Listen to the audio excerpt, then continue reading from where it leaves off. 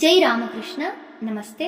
ಯುಗಾವತಾರ ಶ್ರೀರಾಮಕೃಷ್ಣ ಗ್ರಂಥಾಧ್ಯಯನಕ್ಕೆ ತಮ್ಮೆಲ್ಲರಿಗೂ ಸ್ವಾಗತ. ಸಂಚಿಕೆ 125, ಅಧ್ಯಾಯ 79. ಇವರು ಸಾಕ್ಷಾತ್ ಶ್ರೀ ಚೈತನ್ಯರೇ. ನಾವು ಹಿಂದಿನ ಸಂಚಿಕೆಯಲ್ಲಿ ಪರಮಹಂಸರು ಕಲುಕ್ಟೋಲೆಯ ಹರಿಸಭೆಯಲ್ಲಿ ಪವಿತ್ರವಾದ ಚೈತನ್ಯಾಸನದ ಮೇಲೆ ನಿಂತ ವಿಷಯ ಬಾಬಾಜಿಯವರಿಗೆ ಗೊತ್ತಾಗಿ ಅವರು ಹರಿಸಭೆಯ ಸದಸ್ಯರನ್ನ ಚೆನ್ನಾಗಿ ಬೈದು ಎಚ್ಚರಿಸಿ ಕೆಲವು ನಿರ್ದಿಷ್ಟವಾದ ಸಲಹೆಗಳನ್ನು ಕೊಟ್ಟು ಕಳಿಸಿದ ಸಂಗತಿಯನ್ನ ನೋಡಿದ್ದೆವು. ಇಷ್ಟೆಲ್ಲ ಆದರೂ ಶ್ರೀರಾಮಕೃಷ್ಣರಿಗೆ ಮಾತ್ರ ತಾವು ಕಲುಟೋಲೆಯಿಂದ ಹೊರಟ ಮೇಲೆ ಹರಿಸಭೆಯಲ್ಲಿ ನಡೆದ ಗಲಭೆಯ ವಿಷಯವಾಗಲಿ, ಅದರಿಂದ ವೈಷ್ಣವ ಸಮಾಜದಲ್ಲಿದ್ದ ಗುಲ್ಲಾಗಲಿ, ಅದು ಬಾಬಾಜಿಯವರಿಗೂ ಹೋಗಿ ಅವರಿಂದ ಹೊರಟ ಪ್ರತಿಕ್ರಿಯೆಯ ಸುದ್ದಿಯಾಗಲಿ ತಿಳಿಯಲೇ ಇಲ್ಲ. ಇದಾಗಿ 4-6 ವಾರಗಳು ಕಳೆದಿರಬಹುದು. ಶ್ರೀರಾಮಕೃಷ್ಣರಿಗೆ ಚೈತನ್ಯ ಮಹಾಪ್ರಭುವಿನ ಜನ್ಮಸ್ಥಾನವಾದ ನವದ್ವೀಪ ಪಟ್ಟಣವನ್ನು ಹಾಗೂ ಕಾಲ್ನಾ ಕ್ಷೇತ್ರವನ್ನು ಸಂದರ್ಶಿಸಬೇಕೆಂಬ ಇಚ್ಛೆಯಾಯಿತು. ಮಥುರ ಕೂಡಲೇ ಅದಕ್ಕೆ ವ್ಯವಸ್ಥೆ ಮಾಡಿದ. ಶ್ರೀರಾಮಕೃಷ್ಣರೊಂದಿಗೆ ಮಥುರ ಹೃದಯರಲ್ಲದೆ ಇನ್ನೊಂದಿಬ್ಬರು 3 ಹೊರಟರು. ದೋಣಿಯಲ್ಲಿ ಪ್ರಯಾಣ. ದೋಣಿ ಕಾಲ್ನಾ ಕ್ಷೇತ್ರವನ್ನು ತಲುಪಿದಾಗ ಬೆಳಗಿನ ಜಾವ. ಅಲ್ಲಿ ವಸತಿಯ ಏರ್ಪಾಟನ್ನು ಮೊದಲೇ ಮಾಡಿಕೊಂಡಿರಲಿಲ್ಲ. ಆದ್ದರಿಂದ ಮಥುರ ಅದಕ್ಕೆ ವ್ಯವಸ್ಥೆ ಮಾಡುವ ಭರಾಟೆಯಲ್ಲಿದ್ದ. ಅಷ್ಟರಲ್ಲಿ ಶ್ರೀರಾಮಕೃಷ್ಣರು ಹೃದಯನನ್ನು ಕರೆದುಕೊಂಡು ಹೊರಟರು. ಕಾಲ್ನಾದಲ್ಲಿ ಪ್ರಸಿದ್ಧವಾದ 108 ಶಿವ ದೇವಾಲಯಗಳು, ಇನ್ನಿತರ ದೇವಾಲಯಗಳೂ ಇವೆ. ಆದರೆ ಶ್ರೀರಾಮಕೃಷ್ಣರು ನೋಡ ಹೊರಟಿದ್ದು ಅವುಗಳನ್ನಲ್ಲ, ಭಗವಾನ್ ದಾಸ್ ಬಾಬಾಜಿಯವರನ್ನು. ಬಾಬಾಜಿ ಓರ್ವ ಶ್ರೇಷ್ಠ ಸಾಧಕ, ಸಂತ ಎಂದು ಅವರು ಕೇಳಿ ತಿಳಿದಿದ್ದರು. ಅವರು ಇಲ್ಲಿಗೆ ಬಂದಿದ್ದರ ಮುಖ್ಯ ಉದ್ದೇಶವೇ ಬಾಬಾಜಿಯವರನ್ನು ಕಾಣುವುದು. ಆದ್ದರಿಂದಲೇ ಅವರು 1 ನಿಮಿಷವೂ ತಡ ಮಾಡದೆ ಹಾಗೆ ಹೊರಟಿದ್ದು. ಜನರನ್ನು ವಿಚಾರಿಸಿ ಬಾಬಾಜಿಯವರ ವಿಳಾಸವನ್ನು ತಿಳಿದುಕೊಂಡು ಅಲ್ಲಿಗೆ ಬಂದರು. ಆ ಸ್ಥಳಕ್ಕೆ ಶ್ರೀ ನಾಮಬ್ರಹ್ಮ ಆಶ್ರಮ ಎಂದು ಹೆಸರು. ಅಲ್ಲಿ ರಾಧಾ ಗೋವಿಂದನ ಹಾಗೂ ಶ್ರೀ ಚೈತನ್ಯನ ದೇವಾಲಯ, ಹಿಂಭಾಗದಲ್ಲಿ ಬಾಬಾಜಿಯ ವಾಸ. ಇವರು ಅಲ್ಲಿಗೆ ಹೋದಾಗ ಒಂದು ಸಭೆ ನಡೆಯುತ್ತಿತ್ತು. ಶ್ರೀರಾಮಕೃಷ್ಣರ ಮಾತಿನಲ್ಲಿ ಎಂಥವರನ್ನಾದರೂ ಮೋಡಿ ಮಾಡಬಲ್ಲ ಶಕ್ತಿ, ಅವರ ವ್ಯಕ್ತಿತ್ವದಲ್ಲೇ ಒಂದು ವಿಶೇಷ ಆಕರ್ಷಣೆ. ಹಾಗಿದ್ದರೂ ಯಾರಾದರೂ ಹೊಸಬರನ್ನು ಭೇಟಿ ಮಾಡಲು ಹೋಗಬೇಕೆಂದರೆ ಅವರ ಮನಸ್ಸಿನಲ್ಲಿ ಏನೋ ಒಂದು ಅಂಜಿಕೆ, ಬಾಲಕರಂತೆ. ತಮ್ಮಿಂದ ಎಲ್ಲಿ ಏನಾದರೂ ತಪ್ಪಾಗಿ ಬಿಡುವುದೋ, ತಮ್ಮ ವರ್ತನೆಯನ್ನು ಕಂಡು ಯಾರು ಏನೆಂದುಕೊಳ್ಳುವರೋ ಎಂದು ಭಯಪಟ್ಟುಕೊಂಡೇ ಹೋಗುತ್ತಿದ್ದರು. ಹೃದಯನಿಗೆ ಮುಂದೆ ಹೋಗಲು ತಿಳಿಸಿ ತಾವು ಮೆಲ್ಲನೆ ಹಿಂದಿನಿಂದ ನಡೆದರು. ಹೃದಯ ಬೆಲೆ ಬಾಳುವ ಶಾಲನ್ನು ಹೊದ್ದಿದ್ದ. ಶ್ರೀರಾಮಕೃಷ್ಣರು ಒಂದು ಕೆಂಪು ಧೋತರವನ್ನು ಹೊದ್ದು ಅದರಿಂದಲೇ ತಮ್ಮ ತಲೆಯನ್ನೂ ಮುಖವನ್ನೂ ಮರೆ ಮಾಡಿಕೊಂಡಿದ್ದರು. ಬಾಬಾಜಿ ಕೈಯಲ್ಲಿ ಜಪಮಾಲೆ ಹಿಡಿದು ಎದುರಿಗೆ ಕುಳಿತವರೊಡನೆ ಸಂಭಾಷಿಸುತ್ತಿದ್ದರು. ಹೃದಯ ಮುಂದಾಗಿ ಹೋಗಿ ಅವರಿಗೆ ನಮಸ್ಕರಿಸಿದ. ಅಷ್ಟರಲ್ಲೇ ಅವರ ಅಂತರ್ದೃಷ್ಟಿಗೆ ಏನೋ ಗೋಚರವಾಯಿತು. ಇದ್ದಕ್ಕಿದ್ದಂತೆ ಆಶ್ರಮಕ್ಕೆ ಯಾರೋ ಮಹಾಪುರುಷರು ಬಂದಂತಿದೆ ಎಂದು ಉದ್ಗರಿಸಿ ಅತ್ತಿತ್ತ ನೋಡಲಾರಂಭಿಸಿದರು. ಆದರೆ ಹೃದಯನಲ್ಲದೆ ಬೇರಾರೂ ಅವರ ಕಣ್ಣಿಗೆ ಬೀಳಲಿಲ್ಲ. ತಾವು ನಿರೀಕ್ಷಿಸಿದ ವ್ಯಕ್ತಿ ಈತನಲ್ಲ ಎಂದು ಒಂದೇ ನೋಟದಲ್ಲಿ ಗ್ರಹಿಸಿದರು. ಬಳಿಕ ಸೌಜನ್ಯಕ್ಕಾಗಿ ಅವನನ್ನು ಕೇಳಿದರು, ಎಲ್ಲಿಂದ ಆಗಮನ? ಕಲ್ಕತ್ತದಿಂದ ಸ್ವಾಮಿ. ಕಲ್ಕತ್ತದಿಂದ ಬಂದವರು ಸಾಮಾನ್ಯವಾಗಿ ಈ ಆಶ್ರಮಕ್ಕೊಮ್ಮೆ ಬಂದು ಹೋಗುತ್ತಾರೆ ಅಲ್ಲವೇ? ಮತ್ತೆ ತಮ್ಮಂಥ ಮಹಾತ್ಮರ ದರ್ಶನ ಮಾಡದೆ ಯಾರೂ ಹೋಗಲೇಬಾರದು. ಬಾಬಾಜಿಯ ಮುಖದಲ್ಲೊಂದು ಮಂದಹಾಸ ತೇಲಿ ಹೋಯಿತು. ಈಗ ಅವರು ತಮ್ಮೆದುರು ಕುಳಿತವರನ್ನುದ್ದೇಶಿಸಿ ಹಿಂದಿನ ವಿಷಯವನ್ನೇ ಎತ್ತಿ ಮಾತನಾಡತೊಡಗಿದರು. ಒಬ್ಬ ಸಾಧು ಏನೋ ಒಂದು ತಪ್ಪು ಕೆಲಸ ಮಾಡಿದ್ದ. ಆ ತಪ್ಪಿಗೆ ಪ್ರಾಯಶ್ಚಿತ್ತವೇನು, ಅವನಿಗೀಗ ಯಾವ ಶಿಕ್ಷೆ ವಿಧಿಸಬೇಕು ಎಂಬ ಬಗ್ಗೆ ವಿಚಾರಣೆ ನಡೆಯುತ್ತಿತ್ತು. ಬಾಬಾಜಿ ಅವನನ್ನೇ ನೋಡುತ್ತಾ ಕೋಪದಿಂದ ಗುಡುಗಿದರು, ದುಷ್ಟ, ನಿನ್ನ ಸೊಕ್ಕು ತಲೆಗೇರಿ ಬಿಟ್ಟಿದೆ. ನಾನು ನಿನ್ನ ಜಪಮಾಲೆಯನ್ನು ಕಸಿದುಕೊಂಡು ಸಮಾಜದಿಂದ ಬಹಿಷ್ಕಾರ ಹಾಕಿಬಿಡುತ್ತೇನೆ ನೋಡು. ಆ ಹೊತ್ತಿಗೆ ಸರಿಯಾಗಿ ಶ್ರೀರಾಮಕೃಷ್ಣರು ಒಳಬಂದು ಹೃದಯನ ಬಳಿಯಲ್ಲಿ ನಮ್ರತೆಯಿಂದ ಕುಳಿತರು. ಮೈಯೆಲ್ಲ ಬಟ್ಟೆಯಿಂದ ಮುಚ್ಚಿದ್ದರಿಂದ ಮುಖ ಸರಿಯಾಗಿ ಕಾಣುತ್ತಿರಲಿಲ್ಲ. ಬಾಬಾಜಿ ಸ್ವಲ್ಪ ಶಾಂತರಾದುದನ್ನು ಕಂಡು ಈಗ ಹೃದಯ ಹೇಳಿದ, ಸ್ವಾಮಿ, ಇವರು ನನ್ನ ಸೋದರ ಮಾವಂದಿರು. ಭಗವಂತನ ಸ್ಮರಣೆ ಮಾತ್ರದಿಂದಲೇ ಭಾವಪರವಶರಾಗುತ್ತಾರೆ. ಬಹಳ ದಿನಗಳಿಂದಲೂ ಇದೇ ಸ್ಥಿತಿ. ಇಂದು ನಿಮ್ಮ ದರ್ಶನಕ್ಕಾಗಿ ಬಂದಿದ್ದಾರೆ. ಬಾಬಾಜಿಯ ಮುಖ ಸ್ವಲ್ಪ ಪ್ರಸನ್ನವಾಯಿತು. ಶಾಂತವಾಗಿ ಕುಳಿತು ಜಪಮಾಲೆಯನ್ನು ತಿರುಗಿಸಲಾರಂಭಿಸಿದರು. ಅದನ್ನು ಕಂಡು ಹೃದಯ ಕೇಳಿದ, ಸ್ವಾಮಿ, ನನಗೊಂದು ಸಂದೇಹ. ನೀವು ಸಿದ್ಧಪುರುಷರು, ಗುರುವರೇಣ್ಯರು. ಹಾಗಿದ್ದರೂ ನೀವಿನ್ನೂ ಜಪಮಾಲೆಯನ್ನು ಇಟ್ಟುಕೊಂಡಿದ್ದೀರಲ್ಲ, ನಿಮಗೆ ಅದರ ಅಗತ್ಯವೇನೂ ಇರಲಾರದು ಅಲ್ಲವೇ? ಸದಾ ಶ್ರೀರಾಮಕೃಷ್ಣರ ಸಂಘದಲ್ಲೇ ಇದ್ದು ಅವರೊಂದಿಗೆ ಸಮಾಜದ ವಿವಿಧ ಸ್ತರಗಳ ಜನರೊಂದಿಗೆ ಬೆರೆತು ಅನುಭವವಿದ್ದುದರಿಂದ ಹೃದಯನಿಗೆ ಯಾರೊಂದಿಗೆ ಎಲ್ಲೆಲ್ಲಿ ಹೇಗೆ ಹೇಗೆ ಮಾತನಾಡಬೇಕು ಎಂಬ ಸೂಕ್ಷ್ಮ ತಿಳಿದಿತ್ತು. ಬಾಬಾಜಿ ನಸುನಕ್ಕು ಹೇಳಿದರು, ಹಾಗೇನಿಲ್ಲ. ಆದರೂ ನೀನು ಹೇಳುವಂತೆ ನನಗೆ ಇದರಿಂದ ಅಂಥ ಪ್ರಯೋಜನವೇನೂ ಇಲ್ಲವೆನ್ನಬೇಕು. ಆದರೆ ಜನಗಳಿಗೆ ದಾರಿ ತೋರಬೇಕಲ್ಲ, ಅವರಿಗಾಗಿ ಇದನ್ನೆಲ್ಲ ಮಾಡಬೇಕಾಗಿದೆ. ನಾನು ಮಾಡಲಿಲ್ಲ ಅಂದರೆ ಜನರು ಹಾಗೆಯೇ ಮಾಡಿ ದಾರಿ ತಪ್ಪುತ್ತಾರೆ. ಹೀಗೆ ಹೀಗೆ ಮಾಡಬೇಕು ಎಂದು ಜನರಿಗೆ ಅರ್ಥಪಡಿಸಲು ನಾನು ಮಾಡಿ ತೋರಿಸುತ್ತೇನೆ. ಸರಿಯೇ? ಬಾಬಾಜಿಯ ಮಾತಿನಲ್ಲಿ ತಪ್ಪೇನಿದೆ? ಯಾರಾದರೂ ಒಪ್ಪಬೇಕಾದ ಮಾತೆ. ಆದರೆ ರಾಮಕೃಷ್ಣರಲ್ಲ. ಅವರು ಮೊದಲಿನಿಂದಲೂ ಎಲ್ಲ ವಿಷಯಗಳಲ್ಲೂ ಜಗನ್ಮಾತೆಯನ್ನೇ ಆಶ್ರಯಿಸಿಕೊಂಡು ಬಂದವರು. ಅವರು ಅವಳ ಮೇಲಿಟ್ಟ ಭರವಸೆ ಎಂಥದೆಂಬುದು ಅವರ ಸ್ವಭಾವದಲ್ಲೇ ಎದ್ದು ಕಾಣುತ್ತಿತ್ತು. ನಾನಿದನ್ನು ಮಾಡುತ್ತೇನೆ ಎಂಬ ಅಹಂಕಾರ ಬುದ್ಧಿಯಿಂದ ಯಾವುದಾದರೊಂದು ಕೆಲಸವನ್ನು ಅವರು ಮಾಡುವುದಿರಲಿ, ಬೇರೆ ಯಾರಾದರೂ ಹಾಗೆ ಮಾಡುವುದನ್ನು ಕಂಡರೂ ಅಥವಾ ಕೇಳಿದರೂ ಅವರ ಮನಸ್ಸಿಗೆ ಅಪಾರ ಯಾತನೆಯಾಗುತ್ತಿತ್ತು. ನಾನು ಎಂಬ ಶಬ್ದ ಅವರ ಬಾಯಿಂದ ಸಾಮಾನ್ಯವಾಗಿ ಬರುತ್ತಲೇ ಇರಲಿಲ್ಲ. ಎಲ್ಲೋ ತೀರಾ ವಿರಳವಾಗಿ ಭಗವಂತನ ದಾಸ ತಾವೆಂಬ ಭಾವದಿಂದ ಹಾಗೆನ್ನುತ್ತಿದ್ದರು ಅಷ್ಟೇ. ಎಂಥ ಸರಳ ವಿಷಯವಾದರೂ ಸರಿ, ಅದನ್ನು ನಾನು ಮಾಡಿಬಿಡುತ್ತೇನೆ ಎಂದು ಯಾರಾದರೂ ಅವರೆದುರಿಗೆ ಹೇಳಿದರೆ ಸಾಕು, ಅವರಿಗೆ ಅತ್ಯಂತ ಜುಗುಪ್ಸೆಯಾಗುತ್ತಿತ್ತು. ಆಗ ಅವರ ಆ ಬಗೆಯ ಪ್ರತಿಕ್ರಿಯೆಯನ್ನು ಕಂಡವರು ಈಗ ಅಂಥ ಅಪರಾಧವೇನಾಯಿತು ಎಂದು ಆಶ್ಚರ್ಯಪಡಬೇಕು. ಹಾಗಿರುವಲ್ಲಿ ಈಗ ಬಾಬಾಜಿಯವರು ನಾನು ಬಹಿಷ್ಕಾರ ಹಾಕುತ್ತೇನೆ, ನಾನು ಜನರಿಗೆ ದಾರಿ ತೋರಬೇಕಾಗಿದೆ, ಇತರರಿಗಾಗಿ ಜಪಮಾಲೆ ಹಿಡಿಯುತ್ತೇನೆ ಎಂಬಂಥ ಮಾತುಗಳನ್ನಾಡಿದುದನ್ನು ಕೇಳಿದಾಗ ಶ್ರೀರಾಮಕೃಷ್ಣರಿಗೆ ಅದೆಷ್ಟು ಹಿಂಸೆಯಾಗಿರಬೇಕು, ಅದೆಷ್ಟು ಜುಗುಪ್ಸೆಯಾಗಿರಬೇಕು. ಆದರೆ ಸರಳ ಸ್ವಭಾವದ ಅವರಿಗೆ ನಮ್ಮ ನಿಮ್ಮಂತೆ ಮನಸ್ಸಿನ ಭಾವನೆಯನ್ನು ಅಡಗಿಸಿಟ್ಟುಕೊಂಡು ಸಭ್ಯತೆಯ ಪ್ರದರ್ಶನ ಮಾಡಲು ಸಾಧ್ಯವಾಗಲಿಲ್ಲ. ಬಾಬಾಜಿ ತಮ್ಮ ಮಾತನ್ನು ಮುಗಿಸುವಷ್ಟರಲ್ಲಿ ಇದ್ದಕ್ಕಿದ್ದಂತೆ ಎದ್ದು ನಿಂತು ತಡೆಬಡೆ ಇಲ್ಲದೆ ಕೂಗಿದರು, ಏನು? ಏನಂದಿರಿ? ಈಗಲೂ ಅಷ್ಟು ಅಹಂಕಾರವೇ ನಿಮಗೆ? ಬಹಿಷ್ಕಾರ ಹಾಕುವವರೋ? ಜನರಿಗೆ ಮಾರ್ಗದರ್ಶನ ಮಾಡುವವರೋ? ಅದನ್ನು ಮಾಡಲು ನೀವ್ಯಾರು? ಈ ಜಗತ್ತು ಯಾವಾತನದೋ ಅವನು ಜನರಿಗೆ ಶಿಕ್ಷಣ ಕೊಡದಿದ್ದರೆ ಅದನ್ನು ನೀವು ಕೊಡಲು ಸಾಧ್ಯವೇ? ಶ್ರೀರಾಮಕೃಷ್ಣರ ಮುಖದ ಮೇಲಿನ ಹೊದಿಕೆ ಬಿದ್ದು ಹೋಗಿದೆ. ಉಟ್ಟ ಬಟ್ಟೆಯೂ ಜಾರಿ ಹೆಚ್ಚು ಕಡಿಮೆ ಬತ್ತಲಾಗಿ ನಿಂತಿದ್ದಾರೆ.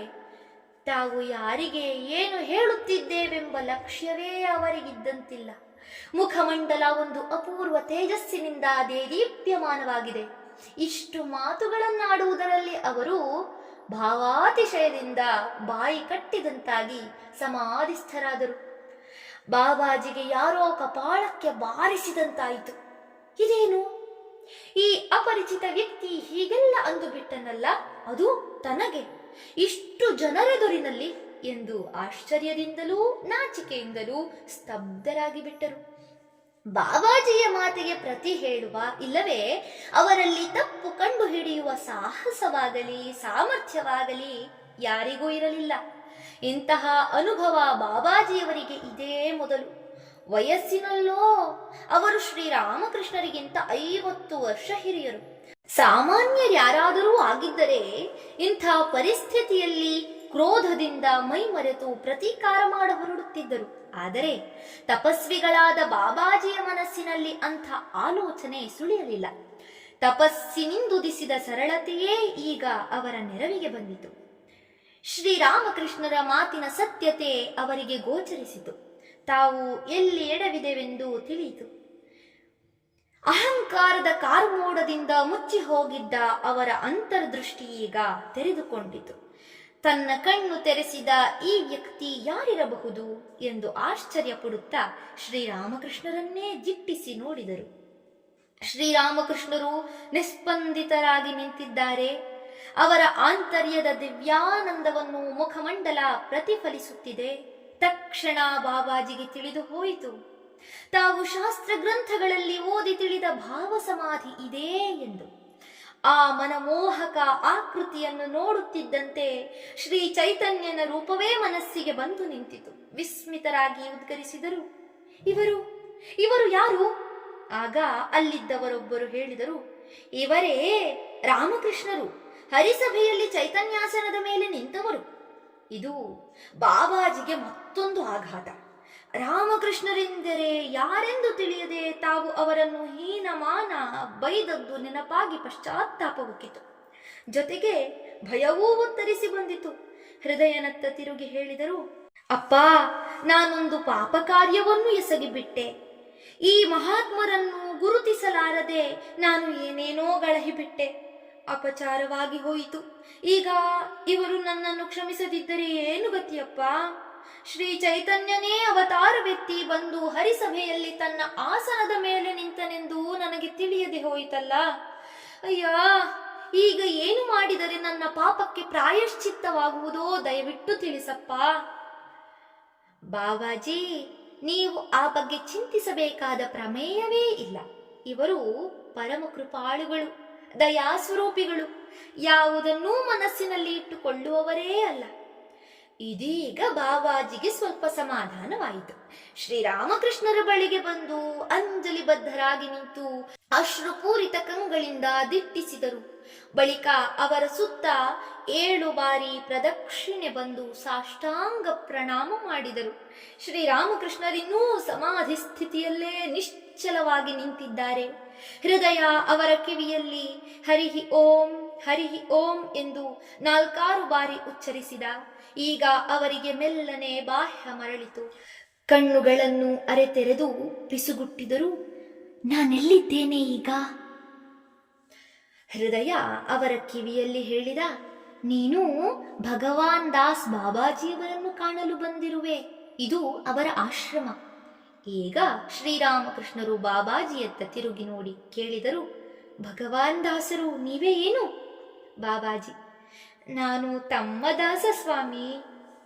ಹೃದಯ ತಾನು ಹೊತ್ತಿದ್ದ ಶಾಲನ್ನು ಬಿಚ್ಚಿ ನೆಲದ ಮೇಲೆ ಹಾಸಿದ. ಶ್ರೀರಾಮಕೃಷ್ಣರು ಅದರ ಮೇಲೆ ಕುಳಿತರು. ಸ್ವಭಾವತಃ ವಿನೀತರಾದ ಬಾಬಾಜಿ ತಮ್ಮ ಅಹಂಕಾರದ ವರ್ತನೆಗಾಗಿ ಮತ್ತೆ ಮತ್ತೆ ಕ್ಷಮೆ ಕೋರಿದರು. ಆದರೆ ಶ್ರೀರಾಮಕೃಷ್ಣರಾಗಲೇ ಅದನ್ನು ಮರೆತಾಗಿತ್ತು. ಈಗ ಬಾಬಾಜಿ ಅವರಿಗಾಗಿ ಸಿಹಿ ತಿನಿಸುಗಳನ್ನು ತರಿಸಿಕೊಟ್ಟರು. ಬಳಿಕ ಇಬ್ಬರೂ ಆಧ್ಯಾತ್ಮಿಕ ವಿಚಾರಗಳ ಬಗ್ಗೆ ಬಹಳ ಹೊತ್ತು ಸಂಭಾಷಿಸುತ್ತಾ ಕುಳಿತರು. ಭಗವತ್ ಪ್ರಸಂಗದಿಂದ ಅಲ್ಲಿ ಅಪೂರ್ವ ದಿವ್ಯಾನಂದದ ಪ್ರವಾಹವೇ ಹರಿಯಿತು. ಶ್ರೀರಾಮಕೃಷ್ಣರು ಬಾರಿ ಬಾರಿಗೂ ಭಾವಾವಸ್ಥೆಗೇರಿ ಆನಂದವನ್ನು ಸವಿಯುವ ಪರಿಯನ್ನು ಕಂಡು ಬಾಬಾಜಿ ಮುಗ್ಧರಾದರು. ಮಹಾಭಾವದ ಅನುಭವವನ್ನು ಸ್ವತಃ ಪಡೆದುಕೊಳ್ಳದಿದ್ದರೂ ಅದರ ಶಾಸ್ತ್ರೀಯ ಅಧ್ಯಯನ ಚಿಂತನೆಗಳಲ್ಲೇ ಬಹು ದೀರ್ಘಕಾಲ ನಿರತರಾಗಿದ್ದವರು ಅವರು. ಆ ಮಹಾಭಾವವೇ ಶ್ರೀರಾಮಕೃಷ್ಣರಲ್ಲಿ ನಿರಂತರ ಪ್ರಕಾಶಿಸುತ್ತಲಿದೆ ಎಂಬುದನ್ನು ಕಂಡು ಅವರ ಶ್ರದ್ಧಾಭಕ್ತಿಗಳು ಮತ್ತಷ್ಟು ಗಾಢವಾದವು. ಬೆಳಗ್ಗೆ ಸುಮಾರು 10 ಗಂಟೆಯ ವೇಳೆಗೆ ಶ್ರೀರಾಮಕೃಷ್ಣರು ಬಾಬಾಜಿಯವರಿಂದ ಬೀಳ್ಕೊಂಡು ದೋಣಿಗೆ ಹಿಂದಿರುಗಿದರು. ಅಷ್ಟು ಹೊತ್ತಿಗೆ ಮಥುರಾ ಅವರನ್ನು ಹುಡುಕಿಕೊಂಡು ಆಶ್ರಮಕ್ಕೆ ಬಂದ. ಅವರು ಅಲ್ಲಿಂದ ಅದಾಗಲೇ ಹೊರಟು ಹೋದುದು ಗೊತ್ತಾಯಿತು. ಆತ ಶ್ರೀರಾಮಕೃಷ್ಣರೊಂದಿಗೆ ಬಂದವನೆಂದು ತಿಳಿದಾಗ ಬಾಬಾಜಿ ಅವನಿಗೆಂದರು, ಅಯ್ಯ, ಅವರು ಒಬ್ಬ ಮಹಾಪುರುಷರಷ್ಟೇ ಅಲ್ಲ, ಅವರು ಸಾಕ್ಷಾತ್ ಶ್ರೀ ಚೈತನ್ಯನ ಅವತಾರ. ಏನೋ ನನ್ನ ಸೌಭಾಗ್ಯ, ಇಂದು ನಾನು ಅವರನ್ನು ಭೇಟಿ ಮಾಡಿದೆ. ಮಥುರಾ ಬಾಬಾಜಿಗೆ ನಮಸ್ಕರಿಸಿ 10 ರೂಪಾಯಿ ಕಾಣಿಕೆ ಇತ್ತು ಅಲ್ಲಿಂದ ನಿರ್ಗಮಿಸಿದ. ಶ್ರೀರಾಮಕೃಷ್ಣರು ಮಥುರನನ್ನು ಕಂಡೊಡನೆ ಬಾಬಾಜಿಯ ವಿಷಯವಾಗಿ ಬಹಳ ಉತ್ಸಾಹದಿಂದ ಹೇಳತೊಡಗಿದರು. ಅವರ ಉನ್ನತ ಆಧ್ಯಾತ್ಮಿಕ ಸ್ಥಿತಿಯನ್ನು, ಅವರ ವಿನಯವನ್ನು ಕೊಂಡಾಡಿದರು. ಅದನ್ನು ಕೇಳಿ ಮಥುರ ಬಹಳ ಸಂತೋಷಪಟ್ಟು ಬಾಬಾಜಿಯವರ ಆಶ್ರಮದಲ್ಲಿ ಒಂದು ದಿನ ಪೂಜೆ, ಉತ್ಸವ, ಪ್ರಸಾದಗಳಿಗಾಗಿ ಧಾರಾಳವಾಗಿ ಕಾಣಿಕೆ ನೀಡಿದ. ಕಾಲ್ನಾದಿಂದ ಯಾತ್ರಿಕರು ಶ್ರೀ ಚೈತನ್ಯನ ಜನ್ಮಸ್ಥಳವಾದ ನವದ್ವೀಪಕ್ಕೆ ಹೊರಟರು. ಮತ್ತೆ ನದಿ ಮಾರ್ಗವಾಗಿ ಪ್ರಯಾಣ. ಶ್ರೀರಾಮಕೃಷ್ಣರು ಮನಸ್ಸಿನಲ್ಲಿ ಒಂದು ವಿಶೇಷವಾದ ಉದ್ದೇಶವಿಟ್ಟುಕೊಂಡು ಈ ಕ್ಷೇತ್ರಕ್ಕೆ ಹೊರಟಿದ್ದರು. ಚೈತನ್ಯ ಮಹಾಪ್ರಭುವಿನ ವಿಷಯವನ್ನು, ಆತನ ಮಹಿಮೆಯನ್ನು ಅವರು ಅದಾಗಲೇ ಸಾಕಷ್ಟು ಕೇಳಿ ತಿಳಿದಿದ್ದರು, ತಾವೂ ಅನುಭವಿಸಿದ್ದರು. ಅಲ್ಲದೆ ಅವರ ಮೂಲಕವೇ ಇನ್ನೆಷ್ಟೋ ಜನರು ಶ್ರೀ ಚೈತನ್ಯನ ಮಹಾತ್ಮ್ಯವನ್ನು ತಿಳಿಯಲು ಸಮರ್ಥರಾಗಿದ್ದರು.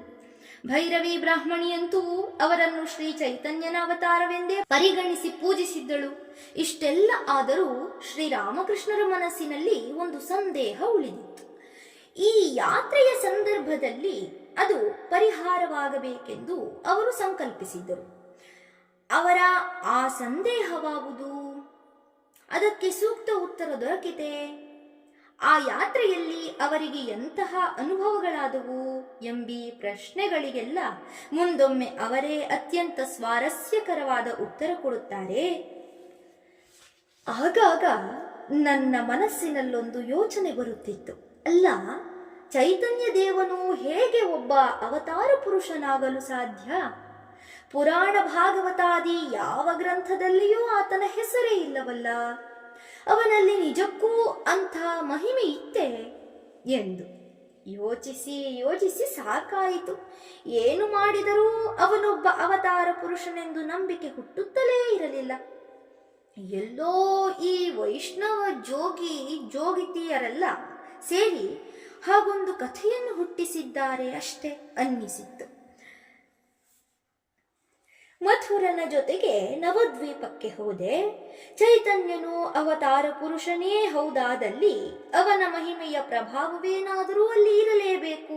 ಅದನ್ನು ಸಾಕ್ಷಾತ್ತಾಗಿ ಅನುಭವಿಸಿದರೆ ಗೊತ್ತಾಗುತ್ತದೆ ಎಂದು ಆಲೋಚಿಸಿದೆ. ಆತನ ದೈವತ್ವದ ಪ್ರಕಾಶವನ್ನು ಕಾಣಬೇಕೆಂದು ಅಲ್ಲಿನ ದೊಡ್ಡ ಗೋಸಾಯಿಗಳ ಮಠಕ್ಕೆ, ಚಿಕ್ಕ ಗೋಸಾಯಿಗಳ ಮಠಕ್ಕೆ, ಅತ್ತ ಇತ್ತ ಎಲ್ಲ ಕಡೆಗೂ ಹೋದೆ. ಅಲ್ಲಿನ ವಿಗ್ರಹಗಳನ್ನು ನೋಡುತ್ತಾ ಅಲೆದಾಡಿದೆ. ಎಲ್ಲೂ ಎಂಥದೂ ಕಾಣಲಿಲ್ಲ. ಎಲ್ಲ ಕಡೆಯೂ ಒಂದೊಂದು ಮರದ ಮೂರ್ತಿ ಕೈ ಎತ್ತಿಕೊಂಡು ನಿಂತಿರುವುದನ್ನು ಕಂಡೆ. ನೋಡಿ ನೋಡಿ ಬೇಸರವಾಯಿತು. ನಾನಿಲ್ಲಿಗೆ ಏತಕ್ಕಾದರೂ ಬಂದೆನೋ ಎಂದು ಭಾವಿಸಿದೆ. ತರುವಾಯ ಅಲ್ಲಿಂದ ಹಿಂದಿರುಗಿ ಬರಲು ದೋಣಿ ಹತ್ತಿದೆ. ಸ್ವಲ್ಪ ದೂರ ಹೋಗಿರಬಹುದು. ನದಿಯ ಪಕ್ಕದಲ್ಲಿ ಮರಳ ದಿಬ್ಬಗಳಿವೆ. ಅದರ ಹಿಂಬದಿಯಿಂದ ಹಾದು ಹೋಗುವಾಗ ಇದ್ದಕ್ಕಿದ್ದಂತೆ ಒಂದು ಅದ್ಭುತವಾದ ದರ್ಶನವಾಯಿತು. ಇಬ್ಬರು ಚೆಲುವ ಬಾಲಕರು. ಅಂತಹ ರೂಪವನ್ನು ನಾನೆಂದೂ ಕಂಡಿರಲಿಲ್ಲ. ಕರಗಿದ ಬಂಗಾರದಂತೆ ಅವರ ಮೈಬಣ್ಣ. ತಲೆಯ ಸುತ್ತಲೂ ಒಂದು ಜ್ಯೋತಿರ್ಮಂಡಲವಿದೆ. ಕೈಗಳನ್ನು ಮೇಲೆತ್ತಿ ನನ್ನತ್ತ ನೋಡುತ್ತಾ ನಗುತ್ತಾ ಆಕಾಶ ಮಾರ್ಗದಿಂದ ಬರುತ್ತಿದ್ದಾರೆ. ಅಂದರೆ ಶ್ರೀ ಚೈತನ್ಯ ಹಾಗೂ ನಿತ್ಯಾನಂದರೇ ಆ ಬಾಲಕರೆಂಬುದು ಶ್ರೀರಾಮಕೃಷ್ಣರ ಇಂಗಿತಾರ್ಥ. ಅದನ್ನು ಕಂಡು ನಾನು ಬಂದರು ಎಂದು ಗಟ್ಟಿಯಾಗಿ ಕೂಗಿದೆ. ಅಷ್ಟರಲ್ಲಿ ಅವರು ಹತ್ತಿರ ಬಂದು ಇದನ್ನು ಅಂದರೆ ತಮ್ಮ ಶರೀರವನ್ನು ಪ್ರವೇಶಿಸಿದರು. ನಾನು ಪ್ರಜ್ಞೆ ತಪ್ಪಿ ಬಿದ್ದು ಬಿಟ್ಟೆ. ಇನ್ನೇನು ನೀರಿಗೆ ಬೀಳಬೇಕು. ಅಷ್ಟರಲ್ಲಿ ಬಳಿಯಲ್ಲಿದ್ದ ಹೃದಯ ಹಿಡಿದುಕೊಂಡ. ಹೀಗೆ ಎಷ್ಟೋ ದರ್ಶನಗಳ ಮೂಲಕ ಶ್ರೀ ಚೈತನ್ಯನು ತನ್ನ ನಿಜ ಸ್ವರೂಪವನ್ನು ತೋರಿಸಿಕೊಟ್ಟಿದ್ದಾನೆ. ನಿಜವಾಗಿಯೂ ಅವನೊಬ್ಬ ಅವತಾರ ಪುರುಷನೇ, ದಿವ್ಯ ಶಕ್ತಿಯ ವಿಕಾಸ ಸ್ವರೂಪನವನು. ಶ್ರೀರಾಮಕೃಷ್ಣರ ಈ ಭಾವಾವಸ್ಥೆಯನ್ನು ಕಂಡ ಮಥುರನಿಗೆ ಆಶ್ಚರ್ಯ. ಅಷ್ಟೆಲ್ಲ ದೇವಸ್ಥಾನಗಳನ್ನು ನೋಡುತ್ತಾ ಓಡಾಡಿದಾಗಲೂ ಠಾಕೂರರಿಗೆ ಏನೂ ಅನ್ನಿಸಲಿಲ್ಲ. ಆ ಸ್ಥಳವನ್ನು ಬಿಟ್ಟು ಇಷ್ಟು ದೂರ ಬಂದಾದ ಮೇಲೆ ಇದ್ದಕ್ಕಿದ್ದಂತೆ ಹೀಗೆ ಭಾವಾವೇಶ ಉಂಟಾಯಿತಲ್ಲ, ಇದಕ್ಕೆ ಕಾರಣವೇನು ಎಂದು. ಅದಕ್ಕೆ ಶ್ರೀರಾಮಕೃಷ್ಣರೆಂದರು, ಗೌರಾಂಗನ ನಿಜವಾದ ಜನ್ಮಸ್ಥಳ ಹಿಂದಿನ ನದಿಯ ಪಟ್ಟಣ. ಈಗ ಅದು ನದಿಯಿಂದ ಮುಚ್ಚಿ ಹೋಗಿದೆ. ಈ ಮಳಲ ದಿಬ್ಬಗಳೇ ಆ ಮೂಲ ಸ್ಥಳ.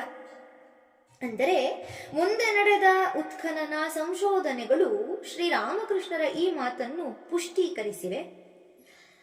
ಆದ್ದರಿಂದಲೇ ನಾನು ಅಲ್ಲಿಗೆ ಬರುತ್ತಲೇ ಹಾಗೆ ಇದ್ದಕ್ಕಿದ್ದಂತೆ ನನಗೆ ಭಾವ ಪ್ರಚೋದನೆಯಾದದ್ದು. ನವದ್ವೀಪ ಸಂದರ್ಶನದೊಂದಿಗೆ ಈ ಮಹತ್ವಪೂರ್ಣ ತೀರ್ಥಯಾತ್ರೆ ಮುಕ್ತಾಯಗೊಂಡಿತು. ಭಗವಾನ್ ದಾಸ್ ಬಾಬಾಜಿಯವರ ಭೇಟಿ, ಶ್ರೀ ಚೈತನ್ಯನ ಜನ್ಮಸ್ಥಳ ವೀಕ್ಷಣೆ, ಎಲ್ಲಕ್ಕಿಂತ ಹೆಚ್ಚಾಗಿ ನವದ್ವೀಪದಲ್ಲಾದ ಅಪೂರ್ವ ದರ್ಶನ, ಇವೆಲ್ಲವುಗಳ ಮಧುರ ಸ್ಮೃತಿಗಳನ್ನು ಹೊತ್ತು ಶ್ರೀರಾಮಕೃಷ್ಣರು ದಕ್ಷಿಣೇಶ್ವರಕ್ಕೆ ಹಿಂದಿರುಗಿದರು. ಧನ್ಯವಾದಗಳು. ಇಂದಿಗೆ ಅಧ್ಯಾಯ 79 ಸಂಪೂರ್ಣವಾಯಿತು. ಮುಂದಿನ ಸಂಚಿಕೆಯಲ್ಲಿ ಹೊಸ ಅಧ್ಯಾಯವನ್ನು ಪ್ರಾರಂಭಿಸೋಣ. ಓಂ ಶಾಂತಿ ಶಾಂತಿ ಶಾಂತಿ. ಹರಿ ಓಂ ತತ್ಸತ್. ಶ್ರೀರಾಮಕೃಷ್ಣಾರ್ಪಣಮಸ್ತು. ಸರ್ವೇ ಜನ ಸುಖಿನೋ ಭವಂತು. ಜೈ ಶ್ರೀಮಾತಾ.